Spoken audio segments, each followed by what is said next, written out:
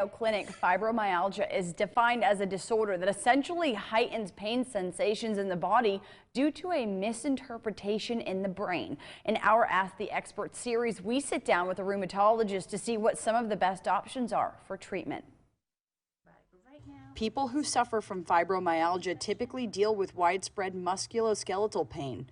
According to doctors at Bon Secours, there's nothing actually wrong with the body that creates the pain. It's a misfire of nerves. It is a disorder of how the nerve transmission carries pain messages up to our brain and how they're detected and then what it does about it.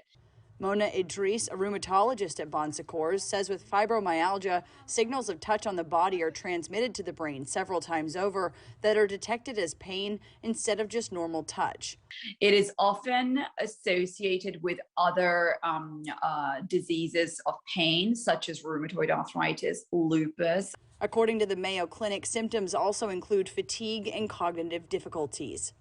Dr. Idris says while there is no cure for fibromyalgia, there are ways to treat the disease. Number one, you have to have adequate sleep. She points out 6 to 8 solid hours of it. Number two, Dr. Idris says, is exercise. Well, how am I supposed to exercise if I'm in so much pain? I get that. I completely get that. And I'm not telling you to push through it. But you got to train your brain into giving it a little bit of painful activity. She says that new level of pain then becomes your new normal. So it's anything above that will be considered pain. So teaching your brain to think a little bit of pain is okay. And then number three, pharmacotherapy. Drugs like Cymbalta or Lyrica. What they do is they try to filter and weaken those impulses to our brain.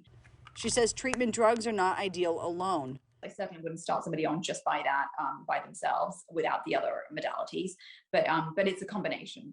The CDC says other treatments include stress management techniques such as meditation, yoga, and massage. Dr. Idris says there are no sure ways to prevent getting fibromyalgia, but there are ways to reduce your chances of getting it. They include nutritious foods, maintaining sleep, keeping active, and minimizing stress. Olivia Parsons, 7 News.